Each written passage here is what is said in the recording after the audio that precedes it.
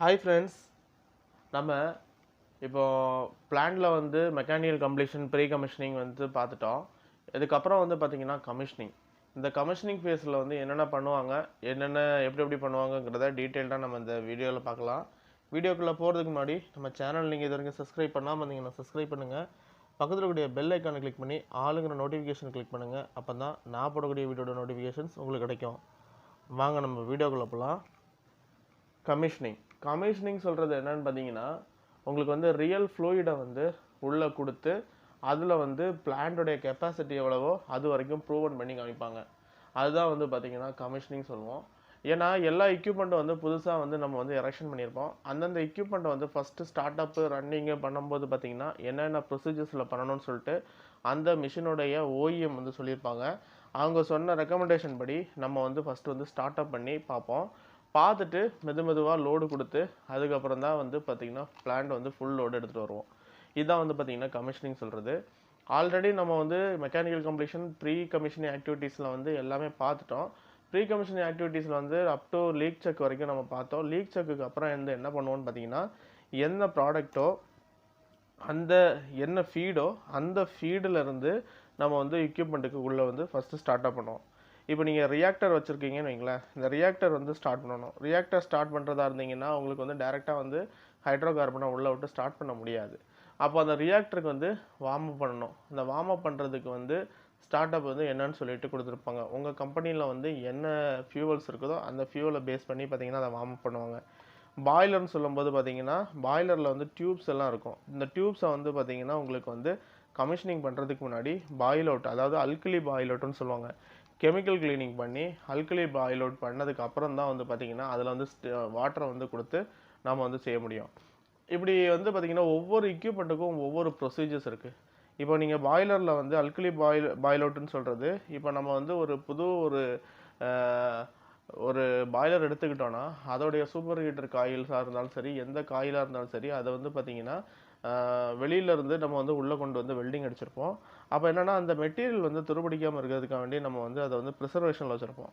அந்த ப்ரிசர்வேஷனில் வந்து வைக்கும்போது பார்த்திங்கன்னா அதில் வந்து சில கெமிக்கல்ஸோடைய கோட்டிங்ஸ் வந்து இருக்கும். அதை கம்ப்ளீட்டாக நம்ம வந்து ரிமூவ் பண்ணதுக்கு அப்புறம் தான் வந்து பார்த்திங்கன்னா நம்ம வாட்டரை வந்து அதில் கொடுத்து பண்ண முடியும். அப்போ அதுக்கு என்னென்ன இன்ஸ்ட்ரக்ஷன்ஸ் கொடுத்துருக்காங்கங்கிறத பார்க்கணும். அது என்ன பண்ணுவாங்கன்னா, ஃபஸ்ட்டு வந்து பார்த்திங்கன்னா உங்களுக்கு வந்து கெமிக்கல் கிளீனிங் பண்ணுவாங்க.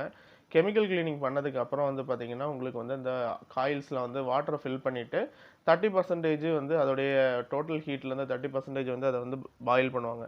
பாயில் பண்ணி அதை வந்து குறிப்பிட்ட ஹவர்ஸ் வந்து அதை வந்து ஹோல்டு பண்ணி வச்சுருப்பாங்க. அப்புறம் திரும்பி ஸ்டாப் பண்ணிடுவாங்க. அடுத்த நாள் வந்து 30%லேருந்து ஒரு 50% வரைக்கும் டெம்பரேச்சர் ரைஸ் பண்ணி கொண்டு போவாங்க. இந்த டெம்பரேச்சர் எல்லாமே பார்த்தீங்கன்னா ரைஸை வந்து பார்த்திங்கன்னா டேரெக்டாக வந்து ரைஸ் பண்ண முடியாது. அது ரேம்ப் அப் டெம்பரேச்சர்னு சொல்லிட்டு ஒவ்வொன்றுக்கும் பார்த்திங்கன்னா ஒவ்வொரு 50 டிகிரிக்கும் வந்து பார்த்திங்கன்னா இத்தனை டைமிங்னு சொல்லிட்டு இருக்குது. அந்த டைமிங் பேஸ் பண்ணி தான் இருக்குது. ஏன்னா இந்த ஆப்ரேஷனில் வந்து பார்த்திங்கன்னா உங்களுக்கு வந்து டைமு ப்ளஸ்ஸு எவ்வளோ டெம்பரேச்சர் ஏற்றணும்னு சொல்லிட்டு உங்களுக்கு வந்து கிராஃப் வரும். அந்த கிராஃப் படி தான் வந்து கொண்டு போகணும். எந்த இடத்துல ஹோல்டிங் வந்து வைக்கணுமோ அந்த இடத்துல ஹோல்டிங் பண்ணணும். இது வந்து பார்த்திங்கன்னா இதே மாதிரி ஒரு 3 நாள் வந்து கண்டினியூஸாக பண்ணுவோம். 3 நாள் கண்டினியூஸாக பண்ணும்போது எப்படின்னா ஒரு 8 மணி நேரத்துலேருந்து 12 மணி நேரம் பண்ணுவாங்க. அப்புறம் ஸ்டாப் பண்ணிடுவாங்க. அடுத்த 2ஆம் நாள் இதே மாதிரி 8லேருந்து 12 மணி நேரம் பண்ணுவாங்க, ஸ்டாப் பண்ணிடுவாங்க. 3ஆம் நாள் வந்து பண்ணதுட்டு வந்து குவாலிட்டி வந்து வரது வரைக்கும் பண்ணுவாங்க. ஓகேங்களா? இது இப்படி தான் வந்து பார்த்திங்கன்னா ஒரு பாய்லரில் வந்து அல்கலி பாயில் அவுட் பண்ணுறது. அல்கலி பாயில் அவுட் பண்ணி முடிச்சுட்டாங்க. அதுக்கப்புறம் அவங்க வந்து வாட்டரை கொடுத்து ஸ்டீமாக கன்வெர்ட் பண்ணி அவங்களுக்கு எவ்வளோ ப்ரெஷரு எவ்வளோ டெம்பரேச்சரும் வருதோ அந்த இதில் வந்து அவங்க வந்து மெயின்டைன் பண்ணிவிட்டு ஹெட்டரில் லைனாக பண்ணுவாங்க. ஓகேங்களா? இது வந்து பார்த்திங்கன்னா பாய்லரோட இது. இதே நீங்கள் வந்து ஒரு ஸ்டீம் டர்பைன் எடுத்துக்கிட்டிங்கன்னு வைங்களேன்.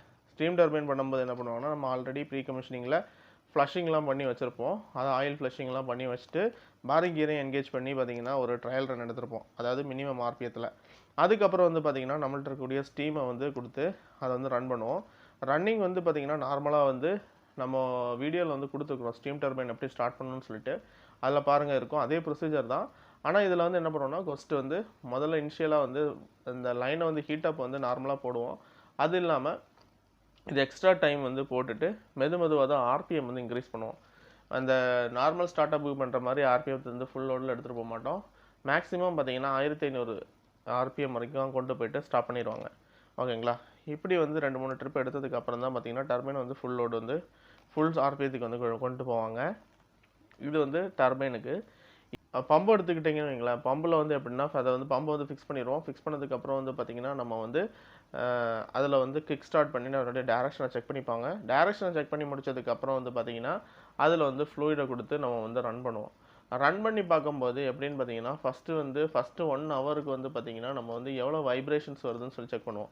ரோட்டரி எக்யூப்மெண்ட் எந்த எக்யூப்மெண்ட்டுமே வந்து பார்த்திங்கன்னா நம்ம ரன் பண்ணும்போது பார்த்திங்கன்னா ஸ்டார்ட் பண்ணி ஃபஸ்ட்டு 1 ஹவர் வந்து அதோடைய டெம்பரேச்சர், வைப்ரேஷன் இதெல்லாம் வந்து பார்த்திங்கன்னா பக்காவாக மானிட்டரிங்கில் இருக்கும்.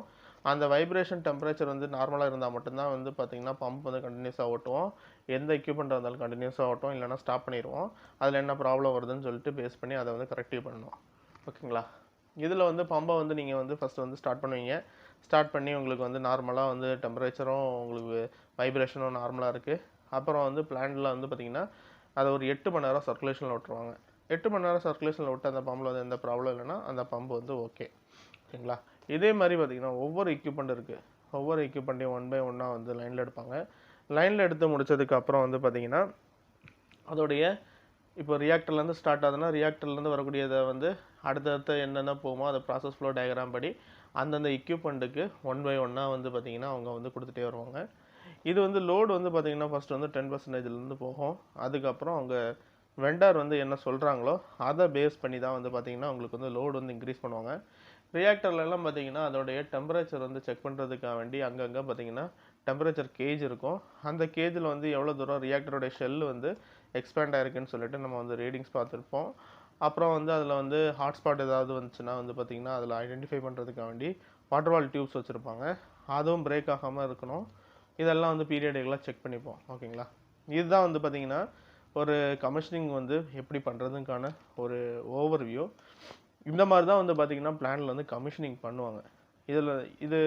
இதில் என்ன ஆகும்னு பார்த்தீங்கன்னா எண்ட் ஆஃப் த கமிஷனிங், அதாவது அவங்க வந்து ப்ரூவன் பண்ணி பிளான்ட்டை வந்து சக்ஸஸ்ஃபுல்லாக கம்ப்ளீஷன் பண்ணதுக்கப்புறம் ஒரு ஷட்டவுன் வரும். அந்த ஷட்டவுனில் வந்து பார்த்திங்கன்னா எல்லா எக்யூப்மெண்ட்டையும் பழையபடி நம்ம வந்து கழட்டுவோம். கழட்டி அதில் வந்து என்னென்ன ப்ராப்ளம் வந்துருக்குன்னு சொல்லிட்டு இன்டெகிரிட்டி டீமில் வந்து செக் பண்ணுவாங்க. செக் பண்ணி அதில் வந்து ப்ராப்ளம்ஸ் இருந்துச்சுன்னா அதை வந்து எந்த மாதிரி ஃபைண்ட் அவுட் பண்ணி அதுக்கு என்ன சொல்யூஷனோ அதை தருவாங்க. அது மாதிரி அந்த ரெக்கமெண்டேஷனில் நம்ம வந்து வேலை பார்ப்போம். ஓகேங்களா? இதுதான் வந்து டே டு டே ஆக்டிவிட்டீஸாக இருக்கும். ஒன்ஸ் வந்து பிளான்ட் வந்து கமிஷனிங் முடிஞ்சிருச்சுன்னா அப்புறம் வந்து ஃபஸ்ட்டு ஷட்டவுன் முடியும். ஃபஸ்ட்டு ஷட்டவுன் முடிஞ்சதுக்கு அப்புறமே வந்து பார்த்திங்கன்னா உங்களுக்கு வந்து பிளான்ட்டை வந்து மெக்கானிக்கலுக்கு ஹேண்ட் ஓவர் பண்ணி ஸ்டடி ஸ்டேட்டாக வந்து மாறிடும்.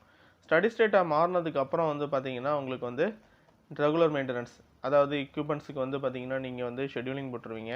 பிஎம் ஷெட்யூல் தனியாக வரும். ஓகேங்களா? அந்த ஷெட்யூல் படி பார்த்திங்கன்னா நம்ம வந்து பிளான்ட்டை வந்து ஒவ்வொரு எக்யூப்மெண்ட்டையும் ஷெட்யூலிங் போட்டு பார்த்துட்ருப்போம்.